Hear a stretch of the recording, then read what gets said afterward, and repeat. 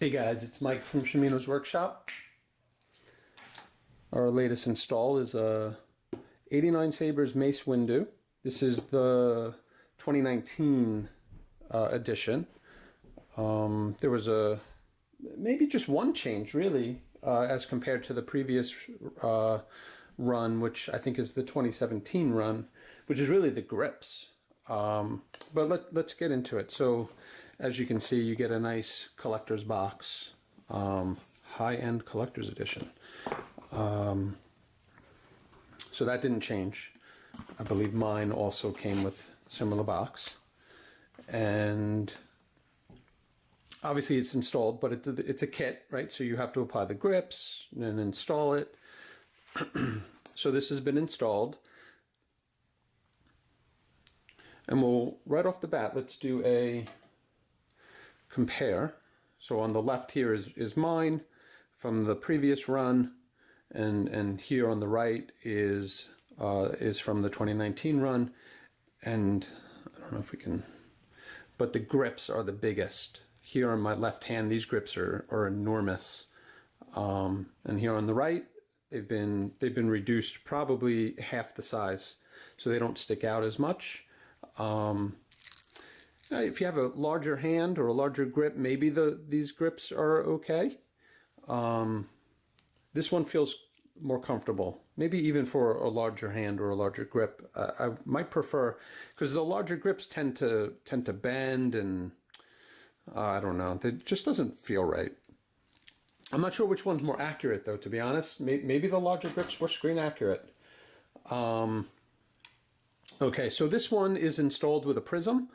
It is installed with Gonk 3D, G-O-N-K, which is a crystal reveal chassis, metal chamber, really nicely designed. So let's open her first, because I have the kill key in, so we got to open her to get the kill key out anyway.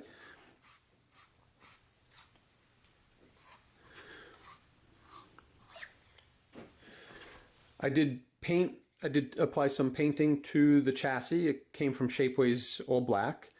And the painting matches what Gonk 3D had done and advertised on some Shapeway photos, as well as his page, the Gonk 3D page.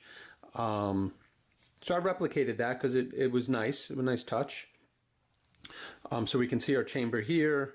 We can see our recharge port with a kill key. We can see the speaker. I believe that was a 24 mil bass speaker. A kill key, which is kind of a low profile. I had to redesign my kill keys so that as you can see, not a lot of clearance there. So did that. Right here also is rice port. So those are header pins. Since the chassis, I guess, didn't really allow for the normal rice port. So we went with header pins. What else? Chamber, we have two functioning buttons, power and auxiliary, or activation and auxiliary. This is a Tri-Cree, RGB Tri-Cree. 18500 battery. So that was really the deciding factor. The customer was interested in NeoPixel originally, but the battery limit was a limiting factor here. The chassis only supported 18500 battery, and there's no 18500 battery with the right discharge rate, so having a full NeoPixel blade with that 18500 battery, you'll have issues. Or there's probably the potential for issues, right? I'm sure if you ran it for a little bit, maybe it wouldn't look good, it wouldn't be bright, but I think over time your battery would degrade, you'd probably damage the battery or other components, and that just wouldn't be fun for anybody. So we went with the Prizm board, with the Tri-Cree. All right, what else? All right, well, enough talking. Let's pop the kill key. This part is over. So and then there's two accent LEDs. One is green, one is blue. The green will blink just kind of idle, while the saber is, while it's on, so while there's power, but the saber has not been ignited or activated. So you'll just have your idle, and when it goes into deep sleep, right, because Prizm and Plector all implement deep sleep, so once it hits deep sleep, that'll turn off. So your indication that it's sort of in deep sleep mode. There's 6 fonts, customer provided fonts, ranging from Mace Windu, Luke, and Vader, a Mara Jade font, which is fun, Emperor's Hand, and then one, I think it's called the Gray, which is sort of like that light, dark balance type font. So let's cycle through it. So I'm going to put, well, let's take a look at the crystals. So we'll ignite. So this first one is the Mace Windu font, purplish color, and you can see the accent LED. So that's just a 5mm RGB accent LED with a quartz crystal. We found a set of quartz crystals and sorted through the bag, found the one that we really liked the best, and then I had to cut it down to size a little bit to fit the chamber. I think it was, if I remember right, it's 6mm outer diameter with a 15mm length. That was the size the chamber would accept. The Gonk also offered a 3D printed crystal, but we went with the quartz crystal. So it's set up to obviously mimic the Tri-Cree.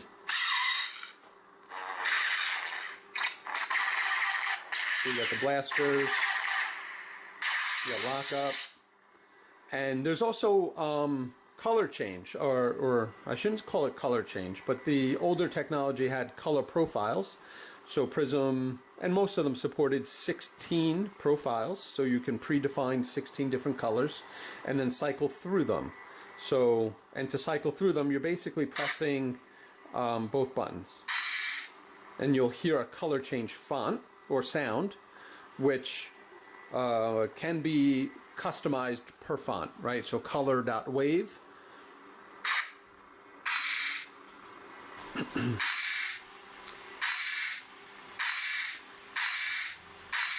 So I forgot to count, so I'm not sure when we'll hit or get back to purple. It was blue. So we'll stop there. That looks about right. And so that's it. There's no like getting into color change mode or color profile mode and out of. You just cycle through it and stop when you want the color that you want. Sorry, the vacuum is going, so let me just shut that off. It's probably loud. Okay.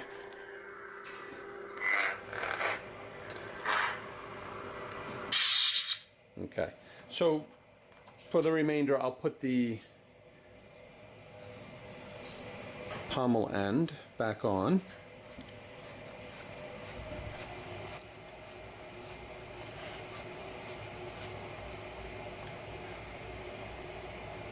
Okay, and now this bottom also comes off. Just reveals the speaker. Also painted the speaker holder or speaker ring, sort of a gold color, brass color probably.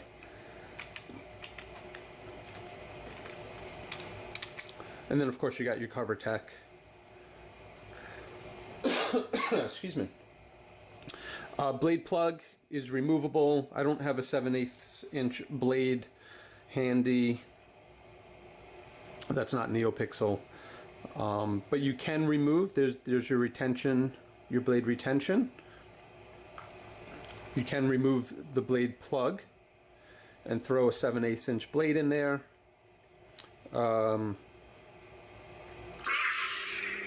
Well, that's bright, but you can see our Tri-Cree in there, RGB. Excuse me. We'll throw the blade, and I also the blade plug. It doesn't have any diffusion material in it. That hole is just open, and so one for diffusion and two for safety. You know, I 3D printed just a small cap that I put in there through some E6000 epoxy to hold it in place. And this way, you know, if you look at it, you won't blind yourself. And it also, you know, I felt it added the diffusion, being that it's Tri-Cree, the three colors mixing. Instead of seeing the three colors, you see the right color.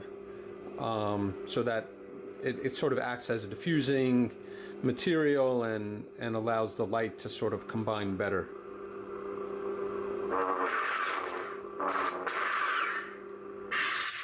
Okay. Now to change fonts, you hold down auxiliary. You thought you could get away? Oh right, Ahsoka was the other font. So you have an Ahsoka font. Matching green color for Ahsoka.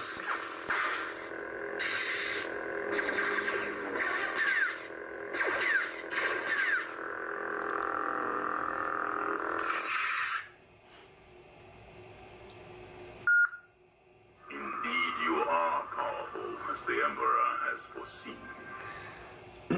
So this is sort of a Luke Vader font, mostly Vader, so we went red.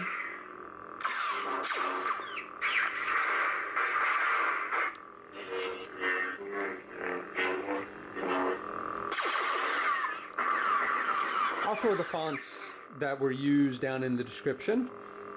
You will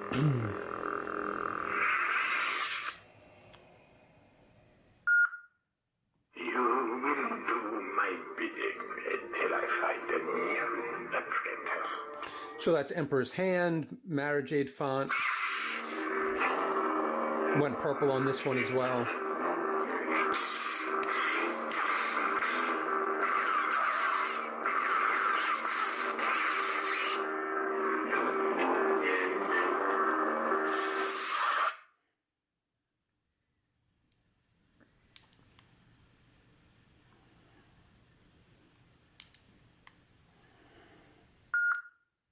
I'll never turn to the dark side.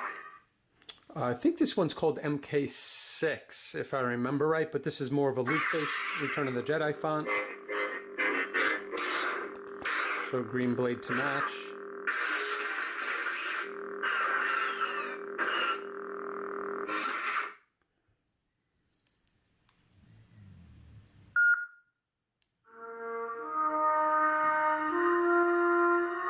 Now this is the gray.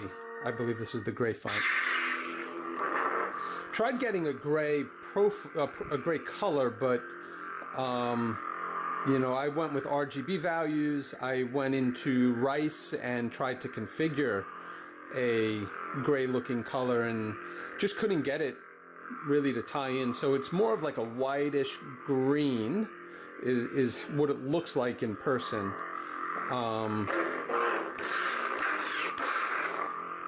But, you know, it's nice having the Rice port. You can connect it to your computer, get in the Rice program, start playing with the different color profiles, and really dial that in if you wanted to.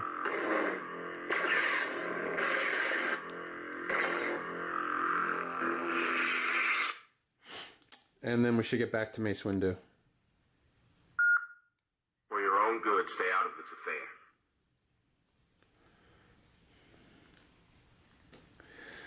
affair. Okay. Yeah, this was, you know, this was a challenging one. I hadn't worked with this chassis before. You know, sort of intricate, but very well thought out. Gonk was, you know, was very nice. Reached out to him on Messenger, was very responsive, answered some questions I had about running the wires and, you know, just all sorts of things. It's not like Goth where he's got, you know, instructional pages with photos and whatnot.